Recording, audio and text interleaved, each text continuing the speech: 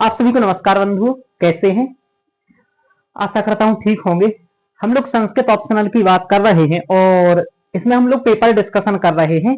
अभी तक जो हम लोगों ने कर लिया है वो पेपर की 5वीं यूनिट तक हम लोग कुछ कर चुके हैं, यानी कि पहले पेपर का पहला यूनिट, दूसरा यूनिट, तीसरी यूनिट, चौथी यूनिट की बात डिटेल्स कर चुके थे। 5वीं यूनिट की लास्ट लेक्चर में बात कर रहे थे, उसके बाद लाइट चली गई थी तो कट गया था। आज भी हो सकता है चला जाए, लेकिन मेरा प्रयास ये रहेगा कि 5वीं, 6वीं, 7वीं और 8वीं यूनिट इन तीनों की हम लोग यहाँ चर्चा कर लें तो आज पेपर 1 अपना इस लेक्चर में कंप्लीट हो जाए।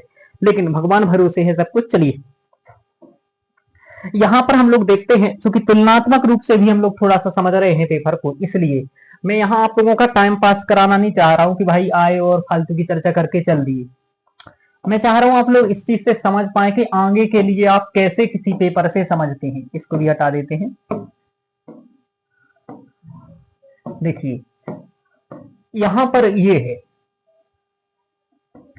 आपको मैंने कहा था कि यहां पर सिलेबस से क्या क्या क्या आया है और सिलेबस के बाहर से क्या क्या आया है। आप लोगों को स्पष्ट रूप से शायद ये दिख रहा होगा, नहीं दिख रहा होगा तो इसे और बड़ा कर दूं मैं, थोड़ा सा और भी मैं बड़ा कर सकता हूं। चलिए, बाद में हटाने में दिक्कत हो सकती है, कोई बात नहीं, आप तो पढ़ ही लिया जाए पहले, फिर हटाना देखा जाएगा। चलिए, ये है आपका 5वां क्वेश्चन। संस्कृत में होता है अनिवार्य करना होता है। अधोलिखिताः सर्वे प्रश्नाः संस्कृत भाषया समाधेया। इसमें क्या होता है देख लीजिए, ये लिखा हुआ है 10 अंक का एक क्वेश्चन होता है, 5 क्वेश्चन होते हैं, टोटल 50 अंक के होते हैं। इसमें आपके 5-6 टॉपिक्स दिए हैं, वो भी मैंने कल बताए थे, फिर से एक बार बता देता हूं। सबसे पहले होता है संस्कार, ठीक है, संस्कार के बारे में 16 संस्कार होते हैं। फिर यहाँ होता है इसमें वर्ण व्यवस्था, ध्यान रखना, वर्ण व्यवस्था में वही ब्राह्मण, क्षत्रिय, वैश्य, शूद्र। फिर होती है आश्रम व्यवस्था। आश्रम व्यवस्था आप जानते हैं, जिसमें ब्रह्मचर्य, गृहस्थ, वानप्रस्थ तो संन्यास होता है। फिर लगा हुआ है आपका पुरुषार्थ। पुरुषार्थ में आपका धर्म, अर्थ, काम, मोक्ष लगा हुआ है, ठीक है। इसके बाद आपका इसमें लगा हुआ है कला, जिसमें कई प्रकार की कलाएं लगी हुई, चित्रकला, चित्रकला, संगीत कला, नृत्य कला आदि आदि।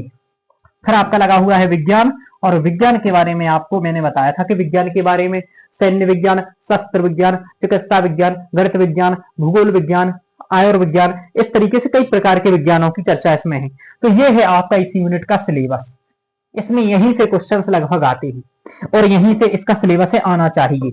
लेकिन क्या हुआ कि इस बार के ट्रेंड में अपन कभी कभी इसमें क्या देखा जाता है, इसका उल्लंघन करता है सिलेबस का, और क्या करता है कभी कभी यहाँ पर दर्शन का क्वेश्चंस एक पूछ लेता है। पहले पूछ लेता था, यदि आप 2020-22 के पहले के क्वेश्चंस देखेंगे तो दर्शन का एक क्वेश्चन पूछ लिया जाता था, यानी कि पहले 6वीं या 7वीं यूनिट का एक क्वेश्चन यहाँ पर कभी कभी दे दिया जाता था 5वीं।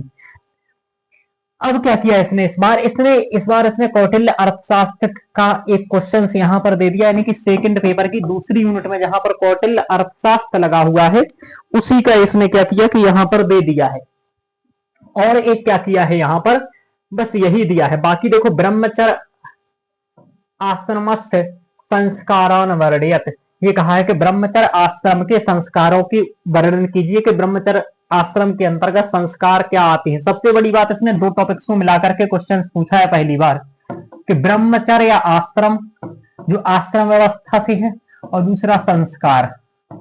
देखिए, कंप्लीट आपके जीवन को कहा गया है शतम जीवेम शरदः, कि 100 वर्ष जीने की मूलतः हम लोगों ने परिकल्पना की है भारतीय संस्कृति में, कि जीवन प्रत्याशा है ना आपकी 100 वर्ष रहे। ऐसा ऐसा कई जगह पर आया, शतम जीवेम शरदः शतमदीनाम श्याम शरदः।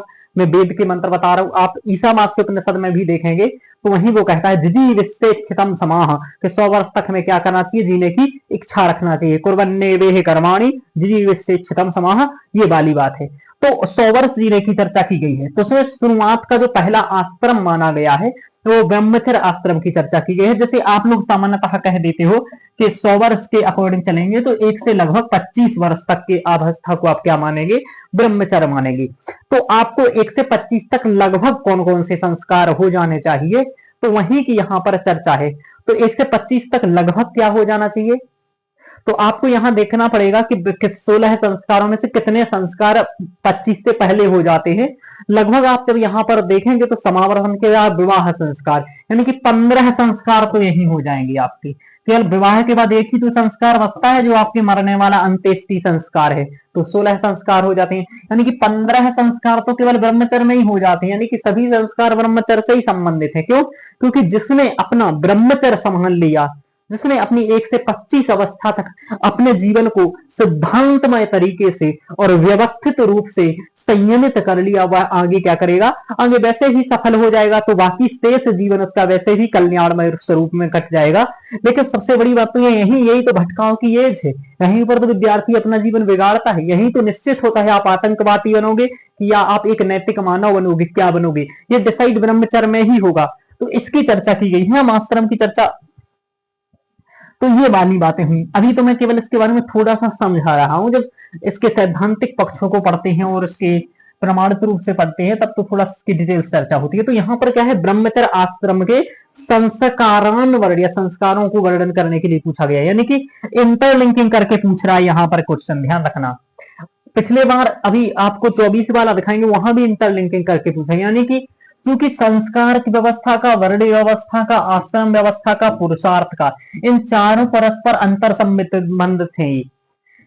वर्ण व्यवस्था, पुरुषार्थ, आश्रम व्यवस्था और संस्कार, ये चारों ही मानव के जीवन को सुव्यवस्थित करने से संबंधित है, कि मानव का जीवन कैसे सुव्यवस्थित तरीके से चल सके। तो उसी के लिए चारों एक दूसरे पर परस्पर आश्रित भी, एक दूसरे को प्रभावित भी करते हैं।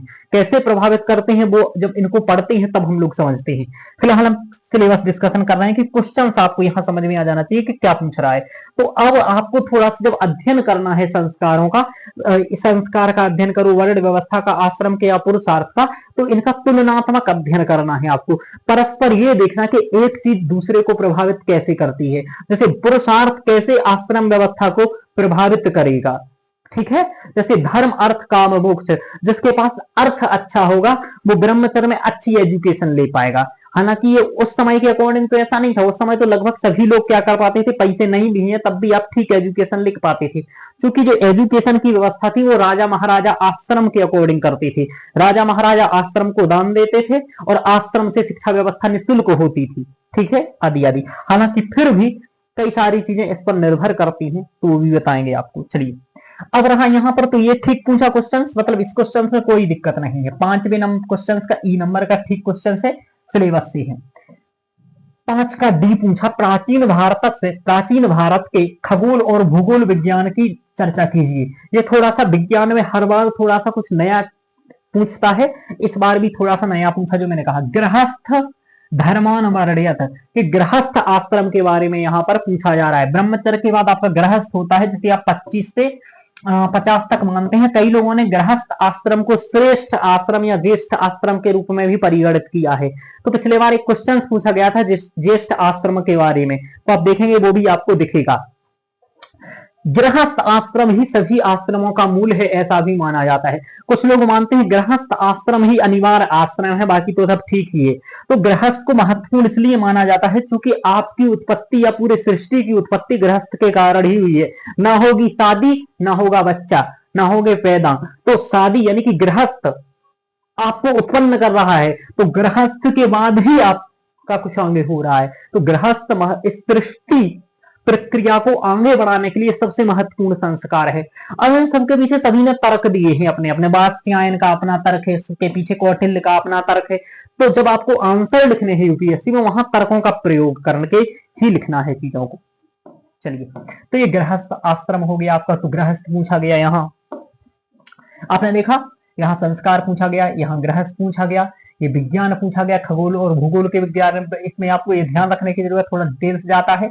अर्थशास्त्र से प्रमुखान सिद्धांतान विषयान वर्ण्यत, इससे ये सीखना था, मैंने कल भी बताया था आपको कि अब कहीं से भी इसमें दे करके पूछ रहा है। अर्थशास्त्र का दे दिया है, यानी कि अधिकतर वो क्या करता था, कभी कभी इसमें भगवत गीता का दे देता था, सेकंड पेपर की सेकंड भगवत गीता का भी दे देता था 6वें और 7वें में। लेकिन इस बार उसने कौटिल्य अर्थशास्त्र के प्रतिपादित विषयों के बारे में पूछ लिया गया। आप कौटिल्य अर्थशास्त्र के बारे में यदि आप जानते हो तो कौटिल्य अर्थशास्त्र में 15 अधिकरण हैं और 15 अधिकरणों में कौटिल्य अर्थशास्त्र विभाजित है, जिसमें मूलतः राजनीति विज्ञान की चर्चा की गई है। लेकिन राजनीति विज्ञान के साथ ही साथ कई प्रकार के और भी चर्चा की गई है। अर्थशास्त्र की भी चर्चा दिखाई मिलती है, उसमें आपको समाज की भी जानकारी मिल जाएगी। यानी कि मूल विषय तो राजनीति ही है कौटिल्य अर्थशास्त्र का, लेकिन उसके आसपास यदि आप चीजों को देखते हैं तो वहां अर्थशास्त्र भी दिखाई देता है, समाजशास्त्र भी दिखाई देता है, यानी सभी सांस्कृतिक पक्ष भी दिखाई देते हैं, धार्मिक पक्ष भी दिखाई देते हैं कौटिल्य अर्थशास्त्र में। हालांकि कौटिल्य केवल 3 ही पुरुषार्थों को मानते थे, धर्म, अर्थ और काम को। वो मोक्ष को नहीं स्वीकार करते थे, ध्यान रखना, ये भी आपको मालूम होना चाहिए। अब आपने देखा और बाकी पूछा, प्राचीन भारत से ललित कलाम अधिकृत निबंधम लिखत, कि ललित कला को लेकर के निबंध लिखिए। तो ये ठीक है, ये पहले भी पूछा गया है ललित कला को लेकर के, शिल्प कला को लेकर के, स्थापत्य कला को लेकर के, तो ये ठीक पूछा, यानी कि इस बार ये ठीक ठीक रहा। बस एक ही क्वेश्चन आप थोड़ा सा ये क्वेश्चन से डीप में पूछ लिया गया, और ये कौटिल्य अर्थशास्त्र का सेकंड पेपर का सेकंड पूछ लिया गया। तो आपको ध्यान रखना है कि इस निबंध वाले 5वें नंबर के क्वेश्चन में कहीं से भी पूछ लिया जाए, वहां पर आपको थोड़ा सा संस्कृत लिखना पड़ेगा। तो आपको यहाँ पर सबसे बड़ी बात ध्यान देने की जरूरत है कि संस्कृत लिखना आना चाहिए आप लोगों को, यानी कि वहीं संस्कृत बना लेना, यानी कि कोई नया टॉपिक आ गया तो आप लिख पाओ कि कौटिल्य अर्थशास्त्र का इंट्रोडक्शन संस्कृत में लिख पाओ, और उनके प्रतिपादित विषयों की चर्चा कर पाओ। जैसे मंडल सिद्धांत की चर्चा करो आप, यहाँ पर मंडल सिद्धांत की चर्चा आप कर सकते थे। आप यहाँ चतुर्विद्या की चर्चा कर सकते थे, चतुर्विद्या में आप यहाँ लिख सकते थे आणविक की त्रयवारता दंड नीति की चर्चा कर सकते थे, ठीक है। यहाँ पर आप साडगुंड नीति की बात कर सकते थे, समझ में आया, साडगुंड नीति की बात कर सकते थे। ऐसे ही आपको यहाँ पर गुप्तचर व्यवस्था की बात कर सकते थे, गुप्तचर व्यवस्था की बात आप कर सकते थे। इसके अलावा भी कई चीजें हैं इसमें, लेकिन और भी मैं तो कई सारे अधिकरणों के नाम भी बता दूंगा, विनयाधिकरण, फिर है अध्यक्षाधिकरण, है ना, इस तरीके से। तो 15 अधिकरणों के भी नाम लिखा दूंगा, लेकिन इन मूल चीजों की बात तो कम से कम आप करते कि मंडल सिद्धांत क्या है, चतुर्विद्या, आणविक की त्रयवारता दंड नीति क्या है, साडगुंड नीति क्या है, जो गुप्तचर व्यवस्था बताई गई है, कुछ स्थायी और कुछ भ्रमणशील गुप्तचर, तो वो क्या है, ठीक है। तो इनकी आप लोगों को चर्चा करके अर्थशास्त्र के विषयों का ऐसा बताना चाहिए था, ठीक है। और लास्ट में आप एक निष्कर्ष लिखते आदि आदि। तो ये आपका यहां से पूछा गया है। अब ये पिछले बार भी ठीक ठाक ही पूछा गया था 2024 का। यदि आप चाहें तो 5 मिनट के अंतर्गत हम लोग 2024 का भी देख लेते हैं, फिर हम लोग 6वीं और 7वीं यूनिट दर्शन की चर्चा करेंगे। इसको हटा के अपन लाते हैं 2024 का पेपर। 2 ईयर के पेपरों की चर्चा इसलिए कर रहे हैं कि इसके पहले की अपन आप लोग भी कर लेंगे, थोड़ा सा तुलनात्मक पता चल जाता है कि पिछले साल क्या आया था, इस बार भी क्या आया। हम लोग हर जगह यही कर रहे हैं। यहाँ देख लेते हैं, चलिए आ जाइए। चलो ये भी है, दोनों का तुलना ही देख लेंगे, यहाँ पर दोनों ही दिख जाएगा आपको। अच्छा है, अब इसको देख थोड़ा सा जूम कर लेते हैं। देखिए यहाँ पर क्या दिख रहा है आपको, सेम वही है, संस्कृत में अनिवार्य है। 5 क्वेश्चन यहाँ होंगे, प्रत्येक क्वेश्चन से 10 अंक का होगा, तो वो तो आपको मालूम ही है। देखो यहाँ लिखा है अधोलिखिता सर्वे प्रश्न संस्कृत भाषा समाधि, यह वही बात है। यहाँ पर क्या पूछा है, प्राचीन भारत में कला नाम वैविध्यम अधिकृत निबंधो लिखा, क्या प्राचीन भारत में कैसे कलाओं का विविधता था। तो सबसे पहले 64 कलाओं की चर्चा चलती थी, तो सबसे पहला इंट्रो आप यहीं से लिख सकते हैं। अब आपको पहले से इस चीज में, इसी यूनिट में ना, आप लोग सोचते हो कि रट के चले जाएंगे, रट के तो जाना ही जाना है, समझ करके ही बहुत सारी चीजें जाना है कि क्वेश्चंस वहां कैसा पूछ रहा है, तद अनुरूप ही आपको वहां पर कंटेंट डिलीवर करना है, कंटेंट लिखना है।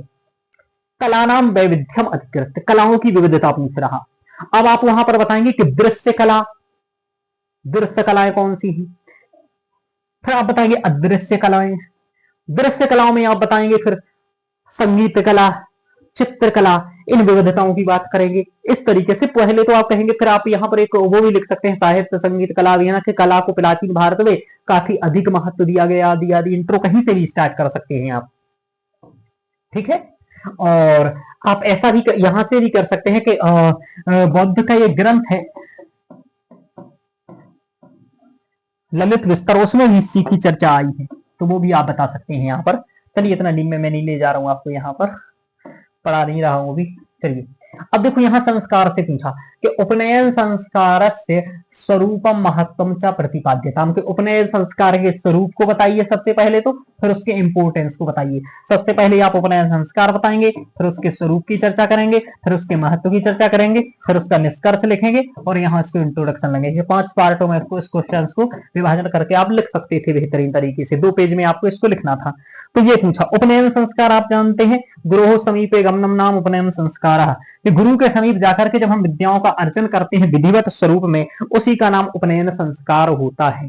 ठीक है, उपनयन संस्कार वही उस, और फिर इसमें काफी चर्चाएं हैं, इसकी परिभाषाएं हैं कि कब कब किसका उपनयन होना है, क्या कैसा होना है, उपनयन के बारे में मनुस्मृति के क्या मत हैं, कौटिल्य के क्या मत हैं, इन सब की आप चर्चा करते हुए यहाँ बात करेंगे। अब देखें, संन्यास आश्रमस्य स्वरूपम महत्वम च वर्ण्यत। यहां देखो संन्यास आश्रम पूछा, वहां पर गृहस्थ पूछा था, तो गृहस्थ और संन्यास पूछ लिया, और वही स्वरूप और महत्व पूछा, तो ये भी ठीक है, ये भी ठीक है, ये भी ठीक है। प्राचीन भारतीय चिकित्सा, है ना, चिकित्सा आधार्याम, प्राचीन भारत में चिकित्सा को आधार मान करके आचार्य सुश्रुत के योगदान को वर्णन कीजिए विवृणुत। आचार्य सुश्रुत से योगदान विवृणुत, आचार्य सुश्रुत के योगदान को पूछ रहा है। ये मेरे नोट्स में डायरेक्ट तौर पर था, और आचार्य सुश्रुत के योगदान को पूछ सकता है, चरक को पूछ सकता है, बराह मिहिर के पूछ सकता है। ऐसे जो भी महत्वपूर्ण है, जिनका बहुत महत्वपूर्ण योगदान है, आर्यभट्ट का योगदान है, इन सब के बारे में यहाँ पर पूछ सकता है। तो 7 से 8 लोगों के बारे में आपको नोट्स 2-2 पेज का याद होना चाहिए। बराह मिहिर ने क्या कहा, आर्यभट्ट ने क्या कहा, आदि आदि, मतलब कंट्रीब्यूशन क्या किया इन सबका, ये सबसे बड़ी बात है। निधान माधवाश्रेष्ठ, निदान में माधव थे, तो माधव के बारे में थोड़ी सी जानकारी आपको होनी चाहिए। प्राचीन भारतीय ज्ञान धारा अनुसृत, प्राचीन भारत की ज्ञान धारा को अनुसरण करते हुए चारों वर्णों के कर्तव्यों का विवेचन कीजिए। देखो चारों वर्णों की पूछ लिया, वर्ण व्यवस्था, ब्राह्मण चतुर्णाम वर्णानाम कर्तव्यानि। अब चारों वर्णों के कर्तव्य गीता में भी बताए गए हैं, कौटिल्य अर्थशास्त्र में भी बताए गए हैं, और मनुस्मृति में भी बताए गए हैं। तो मनुस्मृति या गीता दोनों में से किसी एक का बता देंगे, यहाँ पर ठीक रहेगा। तो प्राचीन भारतीय ज्ञान धारा अनुसृत चतुर्णाम वर्णानाम कर्तव्यानि विवेचनानि, मनुस्मृति के सर्वाधिक स्वीकृत माने जाते हैं, तो इसी के बता देंगे आप, तो भी अच्छा रहेगा। गीता के भी प्रसिद्ध ही रहते हैं, तो गीता के भी आप बता सकते हैं। अब ये हो गया आपका यहाँ पर, तो 5 क्वेश्चन यहाँ ठीक पूछे थे। यहाँ उसने क्या किया, यहाँ उसने अपने सिलेबस का उल्लंघन नहीं किया, सिलेबस के अंतर्गत पूछा। लेकिन एक बात ध्यान रखुआ कि यहां पर भी आपको विज्ञान और कला तैयार करना थोड़ा सा डिफिकल्ट हो जाएगा। तो विज्ञान और कला को ठीक से करना है, बाकी इन सभी चीजों को तैयार करना है, लेकिन अच्छे से करना है, और इस बार के को भी ध्यान रखना है। तो इस बार थोड़ा सा ठीक वैसा था पेपर। अब देखो आगे चलते हैं हम लोग। अब हम लोग यहाँ पर बात कर लेते हैं इसकी, हटानी पड़ेगा मुझे लगता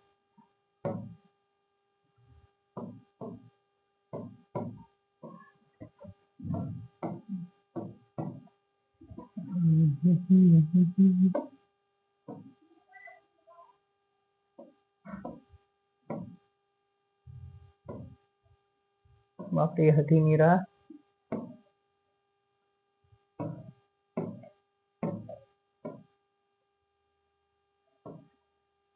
कोई बात नहीं, हम फिर से अब लगा देते हैं 2025 का।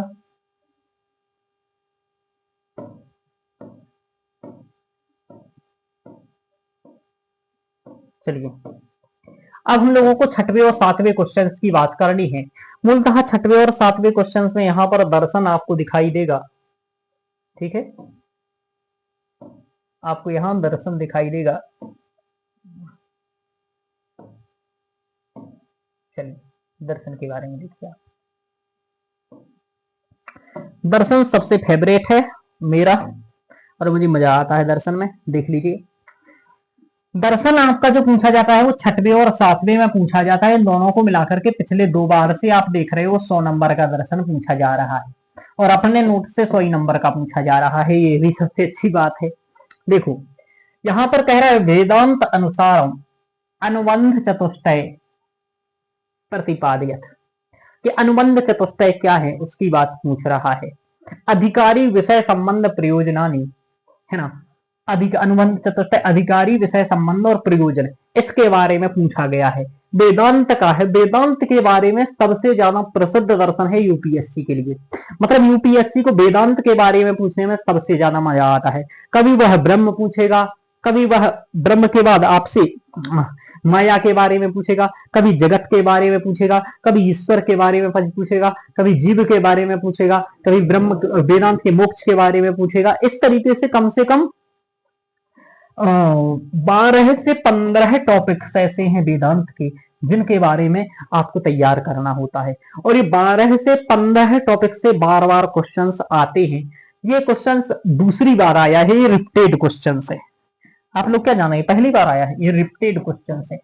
आप लोग पिछले 10 साल के क्वेश्चंस देखिए, 2013 के बाद के, उसके बाद में ही मिल जाएगा ये आपको। सांख्य दर्शन को अनुसरण करके सत्कारवाद की बात पूछ रहा है। असत्करणात् उपादान ग्रहणात् सर्व संभवाभावात् सक्तस्य सत्करणात् कारण भावात् च सत्कार्यम्। सत्कारवाद के बारे में पूछ रहा है। सत्कारवाद एक मूलतः मैंने अभी आपको एक दिन बताया भी था, पढ़ाया भी था, यूट्यूब पर ही डला है इसके बारे में। तो ये सत्कारवाद के बारे में पूछा गया है। सांख्य दर्शन का मूल सिद्धांत है। सांख्य दर्शन के भी मूलतः 8 से 10 सिद्धांत हैं जिनके बारे में आपको अध्ययन करना होता है। सत्कारवाद के बारे में पूछा। योग दर्शन में अष्टांग योगानि वर्ण्य अष्टांगानि वर्ण्यत। अब आपको मैं क्या बताऊं, जिसने मेरा यूट्यूब वाला लेक्चर पढ़ा है, मैंने अष्टांग योग की बहुत डिटेल्स में चर्चा की थी। मैंने कहा था ये कभी भी आ सकता है। ये पिछले 10 साल में 6 से 7 बार आ चुका है। 10 साल में 6 से 7 बार आ चुका है अष्टांग योग। यम नियम आसन प्राणायाम प्रत्याहार धारणा ध्यान समाधि, ये 8 अंग है और इन्हीं 8 अंगों के बारे में पूछा जा रहा है। तो तीनों क्वेश्चन बहुत सरल थे, तीनों लिख सकते थे। इस बालिका ने तीनों ही लिख के आई हैं। तो ये तो सब अब देखो 7वां नंबर का क्वेश्चन, इसमें भी मूलतः आपका यहाँ पर दर्शन से ही क्वेश्चन बार बार आता है। कभी कभी ध्यान रखना, एक क्वेश्चन गीता से आ जाता है, यानी कि गीता का यानी कि सेकंड पेपर की सेकंड यूनिट से आ जाता है। कभी कभी 7वें नंबर में 5वें नंबर के क्वेश्चन, 5वें नंबर के कला या विज्ञान से भी क्वेश्चंस आ जाता है। ध्यान रखना, कला या विज्ञान से भी क्वेश्चंस आ जाता है।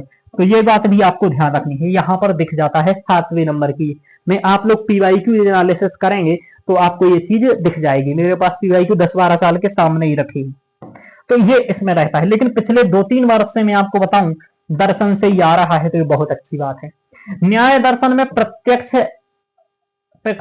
लक्षणम भेदांच वर्ण्यत।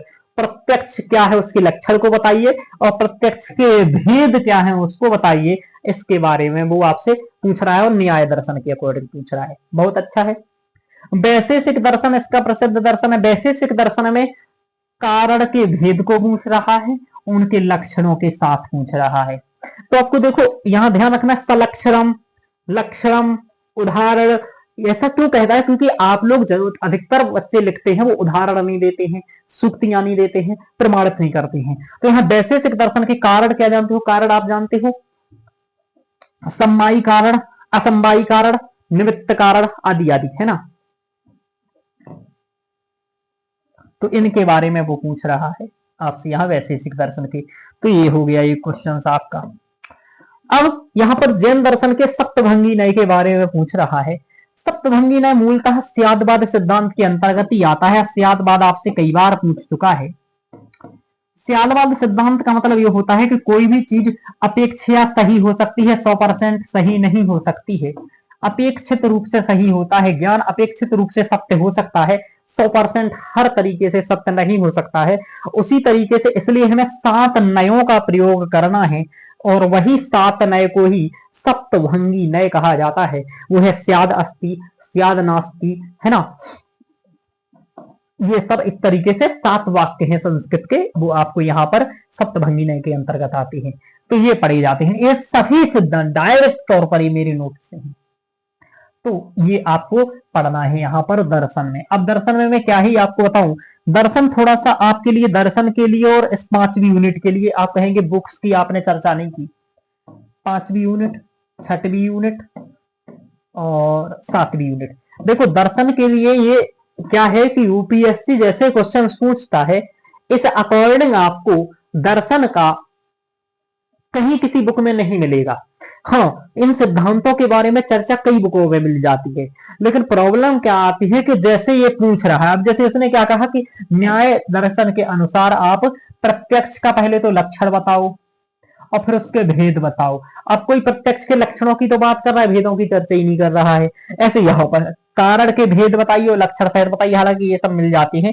सप्तभंगी में अकेले की चर्चा कोई नहीं करेगा, कर रहा है तो बहुत संक्षिप्त में कर रहा है कोई चर्चा, लेकिन आपको पेपर में तो 15 अंक का यानी कि 3 पेज में चर्चा करनी है, तो आपको समझाना पड़ेगा इन सभी को सातों को कि क्या है, उदाहरण देके समझाना पड़ेगा चीजों को। तो ये है यहाँ पर, तो ये दर्शन की थोड़ी सी दिक्कत आती है। बाकी दर्शन के लिए आप कई सारी बुकों का यूज कर सकते हैं। मैंने जब बनाए थे तो मैंने 7 से 8 बुकों का यूज किया था दर्शन के लिए, और मैंने एक टीचर से भी अध्ययन किया हुआ था। तो 7 से 8 बुकों में मैंने जैसे कि मैंने इग्नू के नोट्सों का भी प्रयोग किया था, एनआईओएस के नोट्स के भी का प्रयोग किया था, उत्तराखंड मुक्त विश्वविद्यालय के भी नोट्स का प्रयोग किया था। इसके अलावा जो मैंने अपनी लाइब्रेरी से 4 से 5 बुक्स का भी प्रयोग करके इनके बारे में कंटेंट एकत्रित किया था। उस कंटेंट के बाद मैंने एक टॉपिक्स पर कम से कम 30 मिनट अपना दिया और फिर उसका नोट्स बनाया। तो मैंने लगभग 60 टॉपिक्स के नोट्स बना रखे हैं दर्शन पर, और 60 टॉपिक मतलब 250 पेज का करीब नोट्स है, उसी से ये सभी क्वेश्चंस बार बार आते हैं।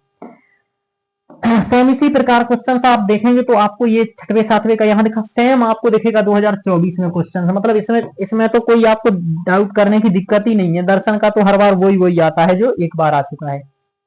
ठीक है, चलिए फिर से पीडीएफ लाते हैं 2024 का।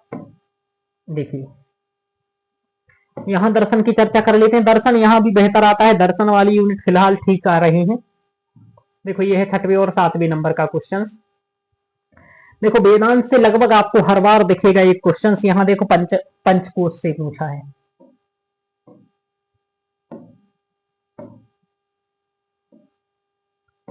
देखो यहां पर देख लो आप लोग, यहां पर वेदांत में उसने पूछा है, ये 20 अंक का क्वेश्चन है। पंचकोशानाम, अन्नमय कोश, प्राणमय कोश, इस तरीके से वेदांत में 5 कोश की प्रक्रिया बताई गई है। तो 5 कोश से इसमें पंचकोश से पूछा गया है। ये वेदांत का बहुत अच्छा टॉपिक है, पंचकोश होगा। ठीक है, आगे देखो ऐसे सांख्य दर्शन में इस बार सत्कारवाद से पूछा, यहाँ पर पुरुष बहुत से पूछा है। सांख्य दर्शन भी यूपीएससी का एक प्रसिद्ध दर्शन है। तो देखो यहाँ पर पूछा गया श्रीमद् भगवत गीता अनुसार निष्काम कर्म योग के स्वरूप के बारे में पूछा गया है। मैंने क्या कहा था कि कभी कभी इस दर्शन वाले में सेकंड पेपर की सेकंड यूनिट गीता से एक क्वेश्चन आता है। ये बात अभी मैंने शुरुआत में ही कही थी, वही आप यहाँ पर देख सकते हैं। तो निष्काम कर्मयोग ये भी दर्शन से ही संबंधित है। ठीक है, अब देखो यहाँ 7वें नंबर के क्वेश्चन में भी न्याय दर्शन के अनुसार अनुमान प्रमाण के बारे में पूछा। इस बार न्याय दर्शन के अनुसार उसने प्रत्यक्ष प्रमाण के बारे में पूछा, और इस बार अनुमान के बारे में पूछा। तो प्रत्यक्ष अनुमान हो सकता है अगले साल उपमान के बारे में पूछ ले। ठीक है, अब वैशेषिक दर्शन के कति द्रव्याणी है ना, तो नव द्रव्याणी, उन द्रव्यों के बारे में पूछा। बोले कति द्रव्याणी संति, कितने द्रव्य हैं, तो आपको कहना नव द्रव्याणी संति और 9 द्रव्यों के नाम लिखना है। फिर बोले तेसाम नामानी भी लिखे। देखो हमें वही कह रहा है कि उनके नाम लिखिए। फिर उसमें से जो मुख्य हैं, पृथ्वी तेज द्रव्योह स्वरूपम बढ़ियत, यानी कि 2-3 का नाम देकर के पृथ्वी तेजसोह द्रव्यो स्वरूपम बढ़ियत के पृथ्वी और तेज के बारे में बताइए। अब आपको कहना है तत्र गंधवती पृथ्वी है ना, सहद्विधा, नित्या नित्याचा, नित्या परमाणु रूपा, अनित्याकार रूपा है ना। इस तरीके से उस तेज आदि आदि करके आपको इसकी व्याख्या करनी पड़ेगी, है ना। तो ये आपसे वैशेषिक दर्शन के बारे में पूछ रहा है, यानी कि आप देख रहे हो वेदांत से क्वेश्चन बनता है, न्याय से बन रहा है, हालांकि प्रत्येक दर्शन से क्वेश्चन बन सकते हैं, सिद्धांत डिसाइडेड है। अब ये सभी क्वेश्चन डायरेक्ट नोट से। अब 100 नंबर का दर्शन है। देखो ये सब ये बता दिया, ये बता दिया। ये देखो बौद्ध दर्शन में प्रतिपादित प्रतीत समुत्पादवाद, यहाँ पर बौद्ध दर्शन का प्रतीत समुत्पादवाद पूछ रहा है। ठीक है, तो प्रतीत समुत्पादवाद की चर्चा अभी मैंने यूट्यूब पर ही एक बार की थी, तो यूट्यूब पर इसके बारे में चर्चा है। प्रतीत समुत्पादवाद, सत्कारवाद और असत्कारवाद, तीनों को मैंने एक साथ ही लेकर के विवेचन किया था। आपने देखा हो लेक्चर तो अच्छा है। आप लोग सबसे बड़ी समस्या तो यही है कि विद्यार्थी देखते ही नहीं है यूट्यूब पर, और देखते नहीं है तो मैं लेक्चर भी नहीं बनाता हूँ यूट्यूब पर। मन करेगा 2 विद्यार्थी नहीं देखेंगे तो। ये आपका 6वां और 7वां है। सेम दर्शन का प्रक्रिया वही है, तो आप लोग देख लीजिए। इस तरीके से आपको करना है, 5-7 सोर्स उपयोग करके इनके आप नोट्स बना सकते हैं। ऐसे लगभग जैसे ये आपको कितने सिद्धांत दिख रहे हैं, 6 सिद्धांत दिख रहे हैं। ठीक है, ऐसे टोटल केवल 7 सिद्धांत हैं इसमें।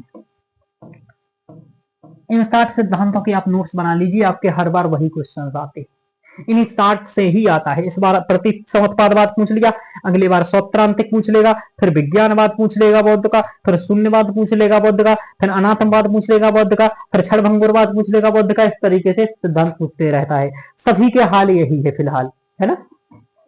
चलिए अब ये इसके बाद एक और यूनिट बची है 8वें नंबर की यूनिट, अब उसकी चर्चा कर लेते हैं और फिर कॉमन हम सभी यूनिट की एक साथ चर्चा कर लेंगे। अब देखिए पैराग्राफ का तो हम यहां पर दिखा दें कि देखो 2024 के देखने की जरूरत ही नहीं है। 8वें नंबर में पैराग्राफ होते हैं तो दोनों में सेम ही पैराग्राफ है, मतलब सेम पैराग्राफ का मतलब कि पैराग्राफ वही रहेंगे और उसके बाद 5 क्वेश्चन रहेंगे, उनका आपको आंसर देना है। तो यहां पर हम 24 की बात ना करके डायरेक्ट 25 की बात करेंगे। 2025 का पेपर देख लेते हैं। अब देखो 8वें नंबर का क्वेश्चन यहां देखिए आप लोग, मुझे माइक भी थोड़ा सा देखते रहना पड़ता है, कारण क्या होता है माइक डिस्चार्ज हो जाता है तो दूसरा माइक फिर यूज करना पड़ता है वहां पर। ये तो सेकंड पेपर हो गया, यहां पर देखिए ये 8वें नंबर का है, पेपर 1 का 8वें नंबर का क्वेश्चन है।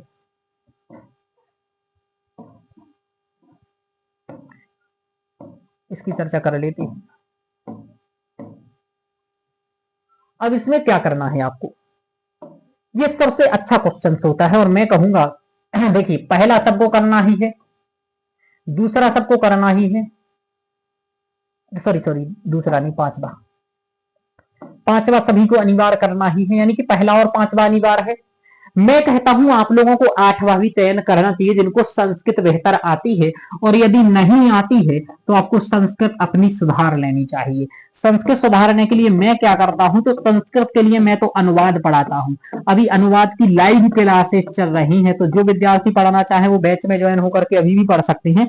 हम संस्कृत अनुवाद पढ़ाते हैं। सबसे पहले तो आपको यह समझ में आना चाहिए कि आप जो लिखा है इसमें क्या कहना चाह रहा है, इतना आप लोगों को संस्कृत सीखना है। इस यूनिट का मतलब इसके लिए और कुछ पढ़ने की जरूरत नहीं है, आपको अनुवाद पढ़ने की जरूरत है। संस्कृत आपको लिखना आना चाहिए, बोलना आना चाहिए, समझना आना चाहिए, मतलब लिखना और समझना तो कम से कम आए ही। जैसे अब आपको क्या करना है, इसके लिए आप प्रत्येक यूनिट के लिए हम आपको देते हैं 30 मिनट पेपर में। 30 मिनट से ज्यादा आप दे ही नहीं सकते हो समय। यहां पर 8वीं यूनिट को आपने 30 मिनट दिया तो 15 मिनट एक पैराग्राफ को दोगे, और उसमें आपको पढ़ना भी है, आंसर भी लिखने हैं। ऐसे ही 15 मिनट आप दूसरे को भी दोगे। आपको 5 मिनट के अंतर्गत इस कंप्लीट का एक एक अक्षर का अर्थ पता चल जाना चाहिए। जी लिखा है, इसका आपको एक एक का अर्थ पता चल जाए, ठीक है। फिर आपको इसको स्वयं की संस्कृत भाषा में, हूबहू आंसर नहीं लिखना है, स्वयं संस्कृतेन, स्वयं की संस्कृत में। स्वयं की संस्कृत क्या होती है कि इसमें से आप अपने थोड़ा सा सरल संस्कृत बनाते हुए बताएं, उस चीज को थोड़ा सा एक्सप्लेन करते हुए, और प्रत्येक उत्तर का आंसर 3 से 4 लाइन में आपको लिखना है। ये बात मैं नहीं कह रहा हूं, यही लिखा है कि अधोलिखित सम्यक अवधार, इसको अच्छे से पढ़ करके अधस्तात यानी कि नीचे दिया हुआ है, तद अधस्तात प्रश्नानाम उत्तरम देवनागरी लिप्या स्वेन संस्कृतेन, देखो क्या लिखा है, स्वेन संस्कृतेन दीयताम देना है, और कितने पंक्तियों में देना है, 3-4 पंक्तियों में देना है। तो स्वयं की संस्कृत और 3-4, स्वयं की संस्कृत कब, जब आपको आएगा अनुवाद। तो अनुवाद ऐसे यहां पर आना आपको सबसे ज्यादा जरूरी है। अब देखो 5 मिनट में इसका आपको अर्थ पता चल जाना चाहिए। यदि आपको 5 मिनट में अर्थ पता चल जाता है तब आप इनके उत्तर आराम से दे पाएंगे। जैसे यहां पर आप देखेंगे तो यहां पर क्या कह रहा है, कह रहा है कि पुरा त्रयोः व्यवसायः प्रधान रूपेण प्रचलिताः आसन्, कि प्राचीन समय में 3 व्यवसाय मूल रूप से प्रचलित थे, जैसे कि कृषि, पशुपालन और शिल्प। कृषि और पशुपालन और शिल्प, अब यहां पर भी लिखा है पुरा के व्यवसायः प्रचलिताः, प्राचीन काल में कौन कौन से व्यवसाय प्रचलित थे, ठीक है। तो कृषि, पशुपालन और शिल्प, इतना लिखोगे तो एक ही लाइन होगा, 3 लाइन कैसे करोगे। अब थोड़ा सा यहां पर एक्सप्लेन करना होता है इसको, तो यही तो आपको सीखना है। आगे लिखा है एतै निष्पन्नानि, बस वस्तूनि व्यापार द्वारा देशेषु विदेशेषु च प्रेष्यन्ते स्म, कि यहाँ पर जो कृषि पशुपालन और शिल्प के द्वारा हम जिन वस्तुओं का निष्पादन यानी उत्पादन करते थे उन्हें हम देश और विदेश में भेजा करते थे। ठीक है। प्राचीन भारतीय कृषि प्रधान आसन संप्रत्यपि संति, यानी कि प्राचीन समय में जो हम लोग थे वो कृषि प्रधान थे, कृषि आदि हमारा मूल व्यवसाय था, आज भी वही है। ठीक है, ये वाली बात कह रहा है। तो आपको एक एक ये समझ में आ जाना चाहिए। आगे कह रहा है अन्न महिमा कीदृश स्तूयते स्म, आगे यहाँ पर अन्न की महिमा बताई गई है तैत्तिरीय उपनिषद के अकॉर्डिंग। तो ये सब है, मतलब इसको सबसे पहले तो समझ में आए, फिर आपको क्वेश्चन समझ करके 2-2 मिनट में आंसर लिख पाए, यानी कि 5 क्वेश्चन का आप यदि 2-2 मिनट में आंसर लिखना है, 2 मिनट का इसमें 2 मिनट 2-2 मिनट देना है सभी को, और 2 मिनट में आराम से आप 3 से 4 लाइन लिख सकते हो संस्कृत। लेकिन उसके लिए ये समझ में आ जाना चाहिए 5 मिनट के अंतर्गत। 5 मिनट के अंतर्गत आप ये तभी समझ पाओगे जब आपको संस्कृत बेहतर होगी। तो अनुवाद आपके लिए सीखना ही पड़ेगा। यदि आपको अनुवाद बेहतर आता है तो आपके स्वतः नंबर ज्यादा आएंगे। ऐसा मैं नहीं कह रहा हूं, टॉपर्स भी ये बात कह चुके हैं आपके संस्कृत के। देखिए, तो 5 पहली, दूसरी और पहली, 5वीं और 8वीं ये क्यों अटेम्प्ट करनी चाहिए? क्योंकि 8वीं में से आप चाहें यदि ठीक से आंसर देते हैं तो आपको यहाँ 30, 35, 40 तक नंबर मिल सकते हैं इस 50 में से। क्यों? क्योंकि आपसे जो पूछ रहा है उसका आंसर दीजिए आप। यदि अनुवाद है आपके 5वीं यूनिट में भी आपके नंबर बेहतर आएंगे। कैसे? जैसे कौटिल्य अर्थशास्त्र का क्वेश्चन पूछ लिया, ऐसे आप हिंदी में पढ़ोगे। ठीक है, और कौटिल्य अर्थशास्त्र आपने हिंदी में पढ़ा, यहाँ संस्कृत में पूछा तो आप संस्कृत में आंसर दे पाओगे। यहाँ पर यदि आपको संस्कृत आ पाएगी आराम से, क्योंकि आपने पढ़ा भले हिंदी में लेकिन संस्कृत आपको आती है, तो दे पाओगे कि कौटिल्य अर्थशास्त्र का परिचय देते हुए आप बताओगे। पहले में व्याकरण आता है, व्याकरण रटना संभव नहीं है। यदि व्याकरण का अर्थ समझ जाओ आप सूत्रों का, और पेपर में जो सूत्र आए उसको बता दो। जैसे इस बार हलंत्यम आया, आपको हलंत्यम के सूत्र रखने की जरूरत है। ठीक है, काला धनु हो अत्यंत संयोगी आया, क्या रखने की जरूरत है? ठीक है, तो इस तरीके से इनको रख के आप पहली, 5वीं और 8वीं तो अटेम्प्ट करनी चाहिए यदि आपको ठीक है। बाकी आप पेपर 1 में से मतलब खंड ए में आपको पहली तो करनी ही है, दूसरी, तीसरी, चौथी में से एक कोई चयन कर लीजिएगा। फिर खंड बी में भी यही करना है, 5वां तो करना ही करना है। आप 6वें, 7वें में से आपने 8वां कर ही लिया है, तो आपको अब एक, आपको क्या 3 तो आपका हो ही गया, केवल 2 आपको करना है। तो आप एक या ये कर लीजिए, ये कर लीजिए, ये कर लीजिए, आप 6वीं कर लीजिए या 7वीं, यानी कि कोई भी एक कर लीजिए आप चयन, तो आप कर पाएंगे। समझ में आ रहा है? इस तरीके से, तो इस तरीके से आपको ये करना है। इसके लिए मूलतः अनुवाद। अब अनुवाद कैसे सीखोगे? देखिए, आपको अनुवाद सिखाना किसी बुक के बस की बात नहीं है। ये बात मैं पिछले 4 साल 5 साल से प्रैक्टिकली देख रहा हूं। बुक सजेस्ट करने से आप संस्कृत नहीं सीखेंगे। संस्कृत के लिए आपको बेहतर कोई पढ़ाने वाला होना चाहिए जो संस्कृत स्वयं जानता हो, लिखना जानता हो, यूपीएससी के अकॉर्डिंग जानता हो कि कैसे आप लोग लिखना सीखोगे। टारगेट होना चाहिए लिखना। मैं अपने विद्यार्थियों के लिए इसके लिए अनुवाद के लेक्चर्स बताता हूं और अनुवाद की प्रक्रिया भी लाइव ही क्लास पढ़ा रहा हूं। तो लाइव क्लास अभी 8 बजे से होती है, फिलहाल 7 बज रहे हैं, यहां भी दिखता होगा 7 बज गया है। तो इस तरीके से आप लोग अनुवाद पढ़ेंगे। और अनुवाद के लिए जैसे बुक्स में कई सारी बुक्स हैं, मैं तो अपना जब पढ़ा रहा हूं तो मैं तो कम से कम 3 से 4 बुक्स की सहायता ले रहा हूं, जिसमें से एक आप सब जानते हैं रचना अनुवाद कौमुदी है, ठीक, संस्कृत व्यवहारिक प्रशिक्षक है, ऐसे ही एक रूपचंद्रिका है, ऐसे ही एक धातु रूप की भी मेरे पास है। तो 4-5 बुक्स है मेरे पास अनुवाद के लिए। उन सभी का प्रयोग करते हुए ही मैं सिखा रहा हूं। मेरे पास इतनी बुक्स क्यों है? क्योंकि मेरे संस्कृत के क्षेत्र में 10-12 साल से हूँ और मेरे पास धीरे धीरे किताबें इकट्ठी होती गई, एकत्रित होती गई। आपको मालूम है कि मैंने जेआरएफ वगैरह भी किया, तो उसके लिए भी मुझे काफी कुछ पढ़ना पड़ा। तो इस तरीके से है, तो आप लोग ये कर सकते हैं। अब आप कहेंगे कि सर दूसरी, तीसरी, चौथी, 6वीं या 7वीं इनमें से कौन सा क्वेश्चन अटेम्प्ट करना चाहिए? यानी कि पहला, 5वां और 8वां तो कर ही लेना चाहिए, तो मेरा कहना है यही। तो मेरा इस संदर्भ में होता है कि इसमें आप ये देखो कि आपके पास कंटेंट सबसे अधिक गुणवत्तापूर्ण कौन सा है। दूसरा, पेपर में तीनों क्वेश्चन किसके आ रहे हैं, सभी कई तैयार करके जाओ आप लोग। यदि दर्शन के सही आ रहे हैं दोनों के, तो दर्शन का दोनों कर दो। मतलब एक तो यहां करना ही पड़ेगा, तो एक ही कर पाओगे दर्शन का यहां पर आप, तो दर्शन का यहां कर लो। हालांकि आपको ऐसा लगता है कि 8वें क्वेश्चन आप पर ठीक से नहीं बन पाएगा, तो आप 6वां 7वां पर चले जाइएगा। और यहाँ दूसरे तीसरे चौथे में से जो आपको अच्छा है उसको चयन कर सकते हैं, क्योंकि आपके सबसे ज्यादा महत्वपूर्ण है कि कंटेंट की क्वालिटी कैसी है, यह सबसे ज्यादा महत्वपूर्ण होगा। मैं कहूंगा विविधता बना के रखिए। जैसे मैं पेपर यदि देने जाऊंगा तो मैं क्या करूंगा, पहला अटेम्प्ट करूंगा, पांचवा अटेम्प्ट करूंगा, आठवां अटेम्प्ट करूंगा, छठवें और सातवें में से एक कोई अटेम्प्ट करूंगा, तीसरे और चौथे में से एक कोई अटेम्प्ट करूंगा, या दूसरे में से, यानी कि तीसरा भी कर सकता, वैसे वरीयता दूंगा तीसरे या चौथे में से कोई एक अटेम्प्ट कर पाऊं। लेकिन यदि मुझे भाषा विज्ञान के तीनों बहुत अच्छे से आ रहे होंगे तो मैं इन दोनों को छोड़ दूंगा, क्योंकि मैं विविधता दिखाना चाहूंगा। मैं चाहूंगा देखो मुझे संस्कृत आती है, मुझे दर्शन आता है, मुझे साहित्य आता है, मुझे ये आता है, मुझे ये आता है, मुझे भाषा विज्ञान आती है, तो मैं कोशिश करूंगा कि 5 ही करूंगा। ऐसा नहीं करना है कि आप 6 अटेम्प्ट कर दें, ठीक है, ये भी नहीं है, 5 ही क्वेश्चन अटेम्प्ट करना है, चूंकि 5 करने को कह रहा है, तो ऐसा आप देख लीजिएगा जो आपको सब आ रहे हो वही अटेम्प्ट करने पर वरीयता देना चाहिए। तो ये अपना पेपर 1 डिस्कशन हुआ। अब हम लोग पेपर 2 के बारे में चर्चा करेंगे अगले लेक्चर में, और पेपर 2 के बारे में यहाँ पर समझेंगे। तो आज के लेक्चर में इतना ही। आप लोग मुझे बताइएगा कि कैसा लगा, और आगे आप कुछ भी आपका क्वेश्चन है पेपर 1 को लेकर के, या कोई आप डिस्कशन कराना चाह रहे हैं तो मुझे बताइएगा, तो मैं उसके बारे में भी चर्चा कर दूंगा। आप लोगों को थोड़ा सा लगता होगा कभी कभी कि सर कोई बुक, एक बुक क्यों नहीं बता देते हैं, मैं मतलब क्या आपसे झूठ बोल दूं, कोई एक बुक है ही नहीं। और ना आप इतना विविधतापूर्ण पेपर पूछ रहे हैं, आप खुद सोचो मेरे भाई, इतना विविधतापूर्ण क्वेश्चन पूछ रहे हैं, कौन ऐसी बुक बना देगा कि एक में ये सब शामिल कर देगा। पहला व्याकरण पोर्शन लगा है, दूसरा भाषा विज्ञान लगा है, तीसरे में साहित्य भर दिया है, पांचवी में भारतीय संस्कृति भर दिया है, यहाँ पर छठवें सातवें में दर्शन दे दिया है, आठवें में पैराग्राफ दे रहा है। कौन बनाएगा इस तरीके से एक बुक, कितने बच्चे हैं यूपीएससी वाले, तो ये थोड़ी समस्या होती है। तो ठीक है, आज की क्लास में इतना ही। ओके मित्रों, धन्यवाद।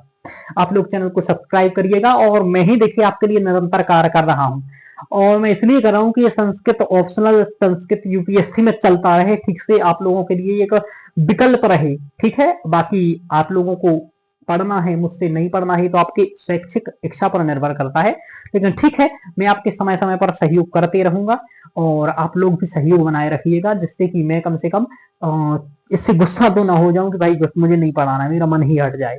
वैसे धीरे धीरे हट रहा है, लेकिन ठीक है, आप लोग बने रहिए, हम लोग इस पर चर्चा करते रहेंगे। ओके मित्रों, धन्यवाद।